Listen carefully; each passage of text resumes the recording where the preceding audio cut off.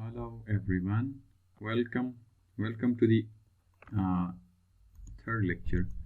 Actually ये जो है ना हमारा थर्ड लेक्चर है. प्रीवियस वाले को हमने बाय मिस्टेक थर्ड लिखा था. एक्चुअल में थर्ड लेक्चर हमारा आज का है. सही है. प्रीवियस हमारा सेकंड लेक्चर था. तो before starting the third lecture हम कुछ चीज़ें देख लेते हैं कि हमने पीछे क्या चीज़ें पढ़ी हैं, क्योंकि इसी से कनेक्टेड चीज़ें आगे होंगी. जैसे लेक्चर नंबर 1 के अंदर हमने प्रोजेक्ट स्केड्यूलिंग के टेक्निक्स के बारे में डिस्कस किया था कि बेसिकली हमारे पास दो टाइप की टेक्निक्स होती हैं, right. One is non networking technique and second one is networking technique. So हमारा जब प्रीवियस लेक्चर था उसके अंदर हमने नॉन नेटवर्किंग टेक्निक्स को एक एज एन इंट्रोडक्शन और एक एग्जांपल के साथ उस लेक्चर के अंदर समझने की कोशिश की थी. और इसको हम आगे लेके नहीं जा रहे हैं क्योंकि this is one of the old project scheduling techniques. So इसको हम बेसिकली आगे यूज़ नहीं करेंगे. तो मेन चीज़ हमने जो आगे यूज़ करनी है वो नेटवर्क टेक्निक्स को यूज़ करनी है. इसी को आगे लेके हमने प्रोजेक्ट्स के एग्जांपल में इसको यूज़ करके सोल्व करनी है चीज़ें, और हमने प्राइमवेरा भी इसी के बेसिस पे सीखनी है, नेटवर्क टेक्निक्स के बेसिस पे. सही है. तो हम जो है ना इसको तो ऑलरेडी हम कवर कर चुके हैं लेक्चर 2 के अंदर, नॉन नेटवर्किंग टेक्निक्स को. अभी हम स्टार्ट ले रहे हैं नेटवर्किंग टेक्निक्स. नेटवर्किंग टेक्निक्स के अंदर पहला क्रिटिकल पाथ मेथड आता है, देन पर्ट आएगा, program evaluation and research technique. तो इनको स्टार्ट करने से पहले नेटवर्क टेक्निक्स जो हैं इसके अंदर बहुत सारी टेक्निकल टर्म्स हैं और कुछ कंडीशंस हैं, कुछ रिलेशनशिप्स हैं और कुछ रूल्स एंड रेगुलेशंस हैं. तो CPM को स्टार्ट करने से पहले इनको समझना लाजमी है. सही है. टर्म्स हो गई, रूल्स हो गई, कुछ रिलेशनशिप्स हैं, तो इनको समझने की कोशिश करेंगे. तो आज के लेक्चर में हम स्टार्ट तो हम ले रहे हैं नेटवर्किंग टेक्निक्स का, लेकिन इसके अंदर पहले हम कुछ इंपॉर्टेंट चीज़ों को डिस्कस कर लेंगे. सो प्रीवियस लेक्चर में हमने ये सारी चीज़ें डिस्कस की थी बार चार्ट के हवाले से विद एग्जांपल्स. तो आज का जो लेक्चर होगा हमारा स्टार्टिंग है नेटवर्क बेस्ड डायग्राम्स का. सही है. इसके अंदर जो नेटवर्क बेस्ड डायग्राम्स बनती हैं इनको हम बोलते हैं एक्टिविटी प्रीसिडेंस डायग्राम बोलते हैं, या फिर AON डायग्राम बोलते हैं. AON means activity on node. सही हो गया. तो बेसिकली इसके अंदर ये होता है कि आपके कोई डिफरेंट किस्म के नोड्स होती हैं. सही है. तो इन नोड्स के ऊपर हम एक्टिविटीज़ को, लेट से ABCD इस तरह हमारी एक्टिविटीज़ होती हैं, इनको इन नोड्स के ऊपर हम शो करते हैं और इनको एक लॉजिकल रिलेशनशिप के थ्रू कनेक्ट करते हैं. सही हो गया. ये आपस में डिफरेंट अपने रिलेशनशिप के बेसिस पे कनेक्टेड होती हैं. तो इसी के बेसिस पे हम अपने प्रोजेक्ट की स्केड्यूलिंग करते हैं. So this is one of the latest techniques जो हम आजकल यूज़ कर रहे होते हैं, और इसका स्कोप भी ज़्यादा होता है as compare to bar charts. So basically activity और नोड को आप डिफाइन अगर करना चाहें तो it is a node network diagram used for showing the logical relationship of different activities of any project. ठीक हो गया. तो ये जो नोड के ऊपर आपकी एक्टिविटीज़ हैं इनको आपस में मिलाने के भी डिफरेंट जो लॉजिकल रिलेशनशिप्स जो होती हैं वो बेसिकली 4 टाइप की होती हैं. इनको हम डिटेल में डिस्कस कर लेंगे, लेकिन फ़िलहाल मैं इनका नाम बता देता हूँ आपको. एक रिलेशनशिप को हम बोलते हैं FS, एक को हम बोलते हैं SS, एक रिलेशनशिप को हम बोलते हैं FF और एक रिलेशनशिप को हम बोलते हैं SF. इसका मतलब क्या? FS मीन्स फिनिश स्टार्ट, मतलब आपका एक एक्टिविटी ख़त्म होगा तो फिर दूसरा स्टार्ट होगा. सही है. स्टार्ट टू स्टार्ट मीन्स एक एक्टिविटी आपका स्टार्ट होगा तो दूसरा भी साथ ही उसके स्टार्ट होगा. FF means finish to finish. Finish to finish means एक एक्टिविटी अगर ख़त्म हो रहा है दूसरा भी उसी के साथ ही फिनिश होगा। फोर्थ रिलेशनशिप मीन्स एक एक्टिविटी आपका स्टार्ट हुआ है तो दूसरा फिनिश होना चाहिए। सही है। तो लेट्स फॉर एग्जांपल ये डी और सी के बीच में ये रिलेशनशिप है और ये रिलेशनशिप हमारा एफ एस है। इसका मतलब ये है कि एक्टिविटी डी फिनिश होगा तो फिर आप एक्टिविटी सी को स्टार्ट कर सकते हैं, एफ एस। ठीक हो गया।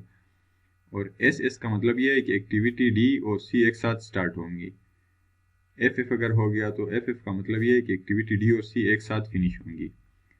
और एस एफ का मतलब क्या है, एक्टिविटी डी आपका स्टार्ट होगा तो एक्टिविटी सी तब फिनिश होना चाहिए। सही है। तो ये डिफरेंट रिलेशनशिप्स होती हैं और इनको शो कैसे करते हैं हम आगे आने वाले लेक्चर्स और एग्जांपल्स में इनको वन बाय वन डिस्कस करेंगे और इनको डिटेल में भी, इन रिलेशनशिप्स को भी डिटेल में डिस्कस करेंगे।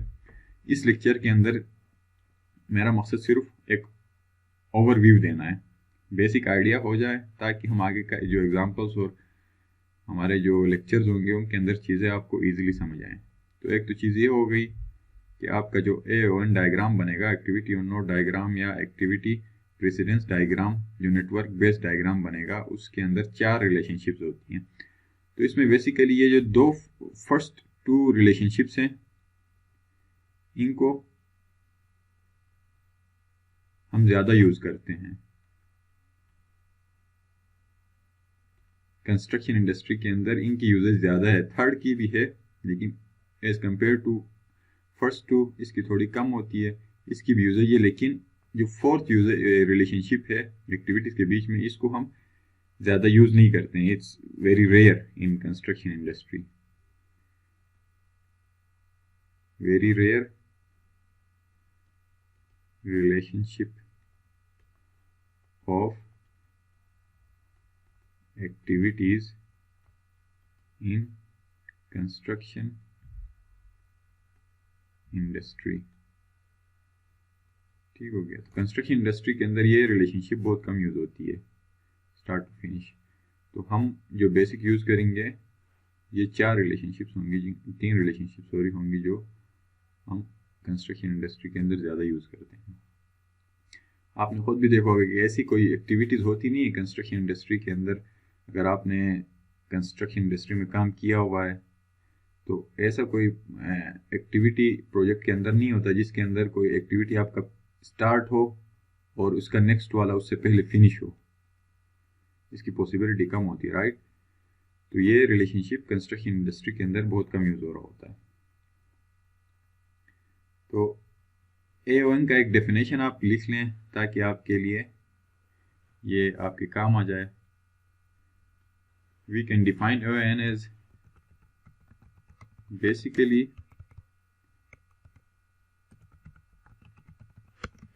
AON means, पर आपको इसका एब्रिविएशन बताया था ना AON का, activity on node. AON is a graphical tool that shows the list of construction activities at your project as, किस फॉर्म में शो करता है, as nodes connected by arrows indicating, और वो एरोज क्या शो करती हैं, रिलेशनशिप शो करती हैं, इंडिकेटिंग देयर म्यूचुअल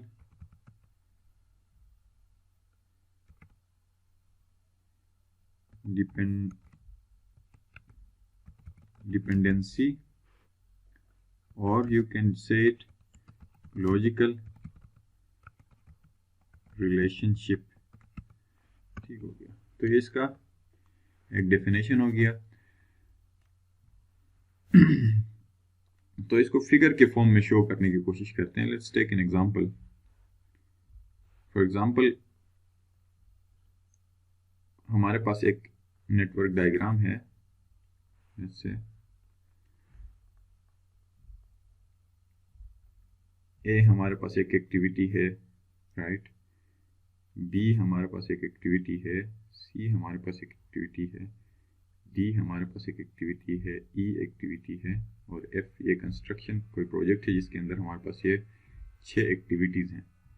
ठीक हो गया। तो एक्टिविटी ए ये नोड्स कहलाती हैं, नोड्स से हम शो करते हैं हर एक्टिविटी को, ये स्क्वायर बॉक्स जो बना हुआ है, सही है, ये नोड्स हो गई। अब इन नोड्स को आपस में मिलाना हमने है, और जो मिलाएंगे वो एक एरो से मिलाएंगे, और वो एरो क्या करता है, आपका कोई भी 2 या 3 जो भी हैं एक्टिविटीज के बीच में म्यूचुअल डिपेंडेंसी शो करता है या लॉजिकल रिलेशनशिप शो करता है, राइट। तो लॉजिकल रिलेशनशिप जिनके हमने जिक्र किया था कौन कौन सी थी, ये हमारी फिनिश टू स्टार्ट था, स्टार्ट टू स्टार्ट था, फिनिश टू फिनिश था, और स्टार्ट टू फिनिश था। ठीक हो गया। तो इसमें रिलेशनशिप हम किन चीज़ों से, एरो से शो करते हैं, और ये एरोज हमेशा लेफ्ट टू राइट होंगी, सही है। ये मैं ऐसे शो कर रहा हूँ, ये एक एग्जांपल ले रहा हूँ मैं, सही है।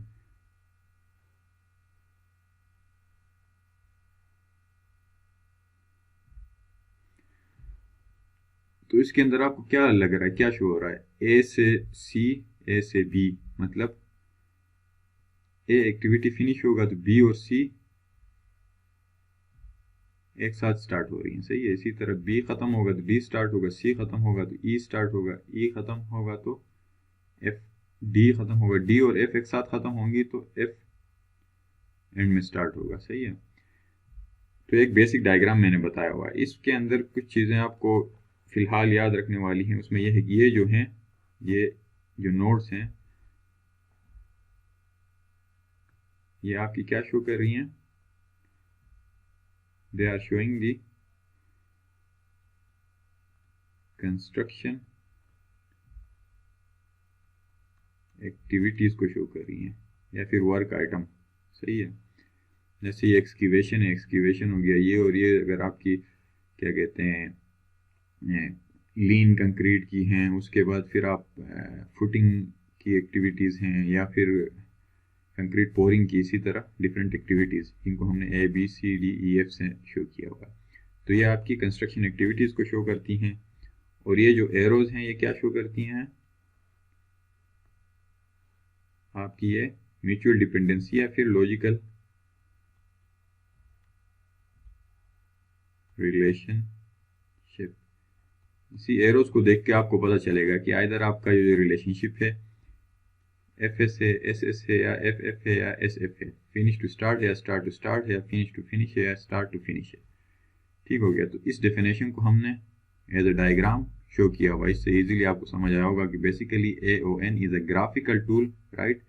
This is a graphical tool shows the list of construction activities A, B, C, D, E, F. These are construction activities at your project as nodes. Nodes की फॉर्म में शो करता है, ये nodes हैं आपकी, connected by arrows. As you can see, these are connected by arrows, and these arrows indicate their relationship. Their means activities. Activities का relationship show करता है, mutual dependency शो करता है। ठीक हो गया। तो एक तो ये चीज़ हो गई। अब इससे आपको क्या चीज़ शो हो रही है, अब इससे देखें, रिलेशनशिप्स को देखने की कोशिश करते हैं। From A to F activities we have 6 total activities, right. Total हमारे पास 6 एक्टिविटीज हैं, 1 2 3 4 5 एंड 6 एक्टिविटीज हमारे पास हैं, सही हो गया। And construction activities are shown in square boxes. Construction activities को हमने स्क्वायर बॉक्सेस के अंदर शो की हुई हैं, right. And arrow shows the logical relationship. For example, let's take an example, activity B, आप ये बोल सकते हैं ना कि यहाँ से एक्टिविटी बी जो है can not start until activity A finishes. Activity भी स्टार्ट नहीं हो सकता जब तक आपका एक्टिविटी ए फिनिश नहीं होगा। ये आपका ये वाला रिलेशनशिप शो कर रहा है। एरो के बेसिस पे आप देख सकते हैं कि एक्टिविटी भी तब तक शुरू नहीं हो सकता जब तक ए फिनिश नहीं होगा, राइट। और एक्टिविटी सी भी तब तक शुरू नहीं होगा, ये वाली एक्टिविटी आप शुरू नहीं कर सकते जब तक आपका एक्टिविटी ए ख़त्म नहीं होगा। ठीक हो गया। लेट्स से फॉर एग्जांपल ये अगर एक्सक्यूवेशन है और ये लीन है, ठीक हो गया। ये भी अगर आपका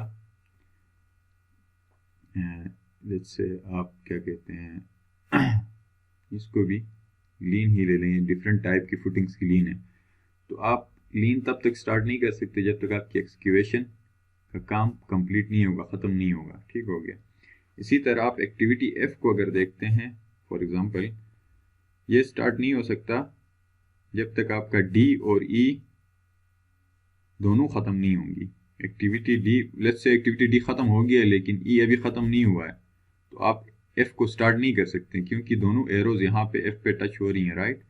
तो F is actually depending on both D and E. दोनों का कंप्लीटली फिनिश होना लाजमी है। जब दोनों कंप्लीटली फिनिश होंगे तभी आप एफ को स्टार्ट कर सकते हैं। सही है। फॉर एग्जांपल डी कंप्लीट हो चुका है लेकिन ई अभी कंप्लीट नहीं हुआ है, इसके अंदर 10% भी काम अगर बाकी है तो भी आप एफ को स्टार्ट नहीं कर सकते। We are saying this on the basis of this relationship shown by this arrows. Arrow दोनों यहाँ एफ के साथ कनेक्टेड हैं, that means that F is totally dependent on D and E. ठीक हो गया। तो ये आगे एग्जांपल्स भी करते जाएंगे, चीज़ें और क्लियर होंगी। फिलहाल के लिए इतना यहाँ तक समझ लें। तो अभी कुछ और एक और टर्म है, एक इम्पोर्टेंट टर्म है जिसको हम AON डायग्राम के अंदर यूज करेंगे, जिसको हम बोलते हैं लेग इन एक्टिविटी। सही है। तो ये लेग है क्या चीज़, इसको समझने की कोशिश करते हैं। तो इसको समझने से पहले आप एक काम कर लें, इसके डेफिनेशन को लिख लें, तो हम फिर एक एग्जांपल दे देंगे जिसके बेसिस पे हम इसको समझ लेंगे। Legs actually helps in presenting a situation in projects when an activity will not start until certain time after the end of another activity। अब इससे तो आपको इतना क्लियर नहीं हो रहा होगा, लेकिन मैं एग्जांपल दे दूंगा तो आपको ये चीज़, इसकी डेफिनेशन क्लियर होगी। ये कहना क्या चाह रहा है, leg actually helps in presenting a situation in projects when an activity will not start until certain time after end of another activity. मतलब एक एक्टिविटी अगर आपका चल रहा है, उसको आपने कंप्लीट किया हुआ है, लेकिन नेक्स्ट जो एक्टिविटी है उसको आप स्टार्ट नहीं कर पा रहे हैं, उसके लिए आपने वेट करना है। तो जितना वेट करोगे उस टाइम ड्यूरेशन को हम लेग बोलते हैं। सही है। तो ये लेग आपको शो कर रहा होता है कि एक एक्टिविटी को ख़त्म आपने किया हुआ है लेकिन फिर भी दूसरे को स्टार्ट नहीं कर पा रहे हैं। Let's take an example. Let's say we want to build a concrete column, right? There are let's say 5 steps, 5 step हैं। हम फॉर एग्जांपल एक एग्जांपल ले लेते हैं कंक्रीट कॉलम का ही। कंक्रीट कॉलम का एग्जांपल ले लेते हैं। ठीक हो गया। तो फॉर एग्जांपल एक इसके अंदर 5 स्टेप्स हम कंसिडर करते हैं। एक स्टेप हमारा है रीबार्स का इंस्टॉलेशन, स्टील वर्क, स्टील लगाना, सही है, रीबार्स लगाना। सेकंड एक्टिविटी हम बोलते हैं कि इसके अंदर है, उसके बाद प्लेस शटरिंग। सही है। रीबार्स लगाने के बाद हम क्या कर रहे हैं, शटरिंग लगा रहे हैं। उसके बाद थर्ड एक्टिविटी, शटरिंग लगाने के बाद हम क्या करेंगे, पोर करेंगे कंक्रीट।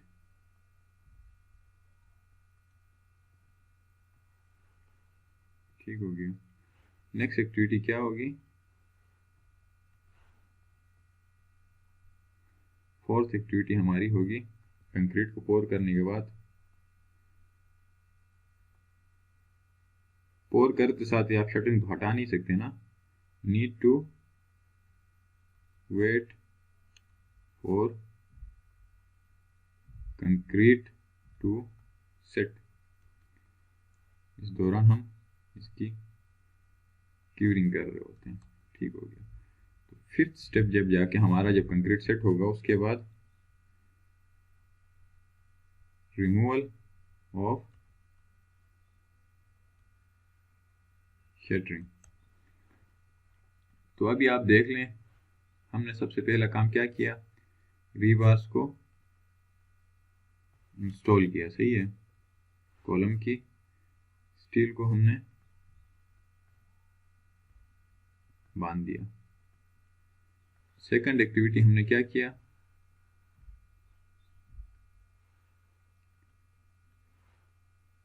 इसके बाहर हमने शटरिंग लगा दी। शटरिंग लगाने के बाद हमने क्या किया? हमने थर्ड काम क्या किया? इसके अंदर कंक्रीट पोर कर दी। सही हो गया। Second was shuttering, first was. अब कंक्रीट पोर करने के बाद ऑब्वियसली हमने क्या करना है? कंक्रीट पोरिंग के बाद हमने वेट करना है कि ये कंक्रीट सेट हो जाए। ठीक है। और उसके बाद फिर हम शटरिंग को रिमूव कर सकते हैं। तो इसमें आपने एक चीज ये नोट की होगी कि लेट्स से डे 1 के अंदर हमने ये किया, शटरिंग भी हमने डे 2 में लगा दी, लेट्स से कॉलम ज्यादा थी, सही है। उसके बाद हमने पोर किया कंक्रीट डे 3 में। उसके बाद हमने क्या किया? अब इसको हटाने के लिए हमने शटरिंग को हटाने के लिए 3 डेज वेट किया, सही है। 3 दिन जब हमने वेट किया, उसके बाद हमने 7th जो डे 7 था उसके अंदर हमने शटरिंग को रिमूव किया। अब इसके अंदर आपने नोटिस किया होगा, रीबार लगाने के लिए भी आपके रिसोर्सेज यूज हो गई, सही है। जैसे लेबर वगैरह यूज हो गया, आपका मटेरियल यूज हो रहा है, सही है। शटरिंग लगाने के लिए भी आपके रिसोर्स यूज हो रहा है, कंक्रीट पोर करने के लिए भी आपका मटेरियल यूज हो रहा है, लेबर काम कर रही है, कंक्रीट को पोर कर रही है, मशीनरी यूज हो रही है, तो इसमें भी आपका रिसोर्स यूज हो रहा है। लेकिन इसमें जो आप वेट कर रहे हैं, इसके अंदर आपका टाइम कंज्यूम हो रहा है, but no use of resource. ठीक हो गया। इसमें रिसोर्स भी यूज हो रहा है, टाइम भी लग रहा है, रिसोर्स भी यूज हो रहा है, टाइम भी लग रहा है, रिसोर्स भी यूज हो रहा है और टाइम भी लग रहा है। इसमें भी शटरिंग वाले में भी आपके रिसोर्स भी यूज हो रही है और टाइम भी लग रहा है। लेकिन ये जो हम आप वेट कर रहे हैं, इसमें क्या हो रहा है? आपका टाइम तो लग रहा है, 3 दिन आपके लग गए, लेकिन रिसोर्स यूज नहीं हो रहा है। तो इसको हम बेसिकली बोलते हैं लेग। ठीक हो गया। तो इसको ग्राफिकली भी अगर शो करना चाहें तो इसमें आप ये कर सकते हैं कि पोरिंग ऑफ कॉलम कंक्रीट, ये जो एक्टिविटी आपका है ना, ये और इसके बीच में, जाहिर सी बात, पोरिंग के बाद नेक्स्ट एक्टिविटी आपकी क्या होती है? Removal of shuttering, right. Removal of shuttering. ठीक हो गया। Pouring of concrete then removal of shuttering. लेकिन जैसे कि ऊपर हमने डिस्कस किया कि इन दोनों के बीच में, पोरिंग ऑफ कॉलम और रिमूवल ऑफ शटरिंग के बीच में 3 दिन का हमने वेट किया है शटरिंग को रिमूव करने से पहले, 3 डेज। ठीक है, 3 डेज। तो ये 3 डेज क्या कहलाएंगे? हमारी लेग। आप समझ आया डेफिनेशन लेग का? So we can say that there is a lag of 3 days between two activities of pouring of concrete of column or taking out the formwork, right? तो ये था लेग। ये कुछ बेसिक चीज़ें थी जो प्रॉपर नेटवर्किंग डायग्राम को start करने से पहले हमने समझनी थी। इसके बाद नेक्स्ट वीडियो के अंदर हम कुछ एग्जांपल्स करेंगे, बेसिक नेटवर्क डायग्राम्स कैसे बनती हैं उसके बेसिस पे कुछ एग्जांपल्स को लेके नेटवर्क डायग्राम्स को ड्रॉ करने की कोशिश करेंगे। उसके बाद जो नेक्स्ट लेक्चर होगा उसके बाद वाला, उसके अंदर हम कुछ रूल्स को डिस्कस करेंगे, देन फिर हम प्रॉपर प्रॉब्लम्स को सॉल्व करने की कोशिश करेंगे। तो आज के लेक्चर के लिए इतना था। So see you guys in next video. तब तक आप इन चीज़ों को रिवाइज कर लें, so things will become easier for you to understand. So see you guys in next video. Till then, good.